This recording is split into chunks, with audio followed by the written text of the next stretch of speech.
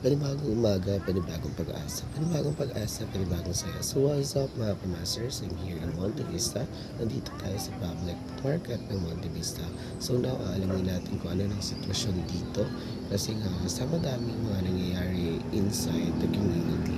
So, Okay, here you go mga kamasters. I'm here in public market in Monte Vista. So honestly mga kamasters, sobrang hirap na sitwasyon dito kasi nga most of the government, mga nagtatrabaho sa government is nawalan ng trabaho for now. Kaya yung mga dapat magtitinda dito is hindi sila agad-agad nakapag display kasi wala nga mag-a-assist yung dapat na yung mga bubuhat ng mga lamesa, magbibigay ng mga pesto nila, yung maghaharang sa mga sasakyan. Wala nangyaring ganun. So for now mga kamasters, hahanap tayo ng isang tao na pwede natin makausap for today's video para malaman natin yung sitwasyon nila for now, at especially kung ano yung mga pangangailangan nila sa buhay o kung enough ba yun sa pang-araw-araw nila. So let's go mga kamasters, let's do it for today's video.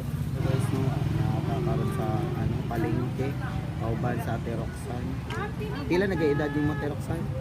Ang edad is 45. 45. Tapos tulo ka buk anak, duha ka college. Dua ka college, so isa ka grade 10. So lisod jud no kay kuan sabay-sabay ang iyang Jeez. hindi pa eskwela. So tuloy ang anak. Nalabaw na karon kay wala jo apiki kay daghan og conflict between sa kuan mga wala na trabaho. So nag-isip sila plus star kay dapat diri sa palengke na andan sa Monte Vista nga plus taron na sila sa LGU or ana. So wala siya na plus star because wala na nakakanta lang trabaho tungod kay kuan wala na ipasweldo ang government. So possible apikite sila nga mas less na ipakaon. Ang pumunta ka rin Domingo. Aman muna ko. Kami nagyan ko. Oh, kabalo na mag. Ay sabay ang research mo na mag-research sa ato. Actually, dili lang sa palengke ang trabaho ni Ate Roxanne. Dili lang palengke ang trabaho ni Ate Roxanne. Apil po sa kana nagabantay ni siya sa canteen sa eskwelahan ana. Yan ako yung live bigod. Binakilan. Sige, wala po ganun utang-utang ang ginagpo. Yung bayan. Gani. Kay mga sosyo, may nana, mas dako po daya o tubo. Hindi karon padayon kay 4th year na yung mga ka-anak. Ay, paano dahil ni mo te? Trabaho ko na kung bata. Ano may trabaho niya? Sa Bikiri. Bigil. Matama-tama ra pud ang kita. Di pud na ingon tama kay kulang man gyapon na. Kulang na dyan. Kulang ra jud kay lima gud mo. Mahal na kay mga palitonon.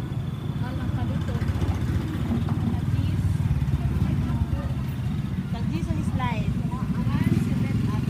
So ina jud mo focus kay sa sa trabaho kay syempre mao ang pagkikitaan. Wala ni siya undang sa trabaho sa Roxanne. Si Lloyd B. Gikan Lunes to kuan Friday is naa siya sa eskwelahan bantay o kanang kantin. Baligya jud siya dito. Bali negosyo di kay lasunod na po.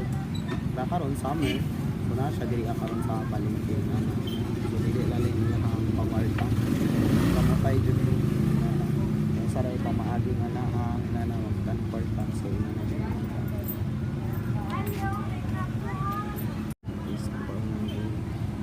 Kami isa sa dito. Karon 4th year na silang duha mas doble jud mo ang kayod. Doble. As doble pa yun. Mayon pa, way turganay. Gani, para jud makahuman. Karon. Diba hindi ko makagraduate sila so may nalang makatabang-tabang nana. lang, makagraduate, makasunod og trabaho. Kay panahon na din lingkod sa akong relax. Kaagi po tawag ka ng kuha na yahay sa gamay. Uy, ilalim yun. Pila nakatuig kininabaho.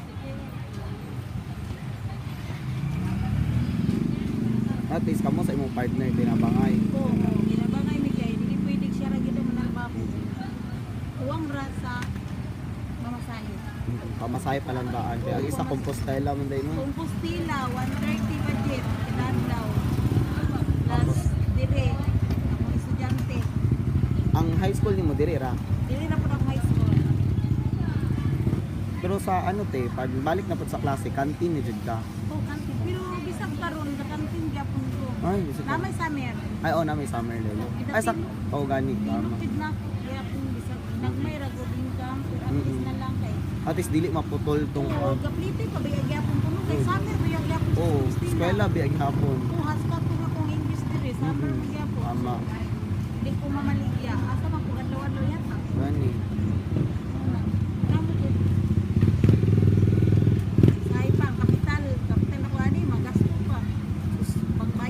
Pag mahurot ang kapital, asa naman po ka? Mangita na po, mangita na po para Mang rolling. pag po kapital ano go. Pwede man nakautang, pero di lang dagko. Oo. Kay makautang ni makakusin pa may pansin. Para lang Bugat-bugat. oo, para lang makapital kay hindi ka mangutang. Wala kay kapital. Ano ba? This time mga kamaster, kinakailangan nga natin i-voice over mo kasi meron ditong malapit na isdaan. Tapos mostly kasi sa mga isdaan mga kamasters, may iingay talaga yung mga parang ano nila, may lapel. Tapos meron pa music, so sobrang hirap para magkarinigan pa na kami ni ate. Pero yung pinag-uusapan namin dito is paano niya hinahandle yung iba't ibang uri na kanyang trabaho pagtitinda dito sa palengke. Tapos doon naman sa eskwelahan, sa kantin.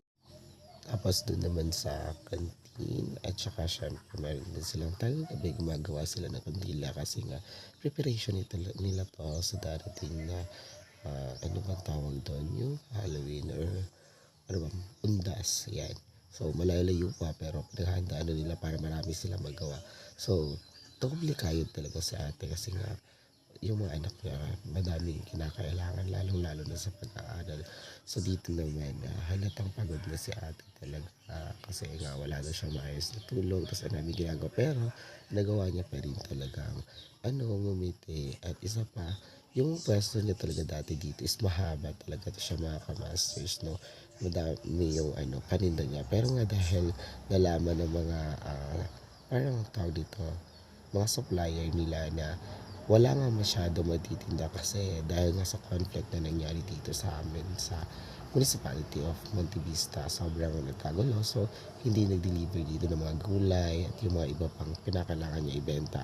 So, iba niya naman ding lamesa, pinahiram niya sa iba na nangangailangan. So, sobrang bait pa rin talaga, no? Kasi kita mong mahirap ka na pero tumutulong ka din sa mga kasama mo mahirap din kasi binigay niya yung ibang lamesa, sabi niya konti lang naman daw yung paninda niya, so ibabahagi niya na yung lamesa para magamit din ng iba kasi most talaga sa kanila dito nahihirapan sa ganitong sitwasyon kasi sobrang hina na nga ng benta, madami pang hindi nakapagtinda dahil wala namang pwesto, kumbaga walang mag-a-assist, walang lalagay ng mga lamesa, walang maghaharang sa mga bus, ganyan, para walang mga sasakyan dapat na dumadaan dito.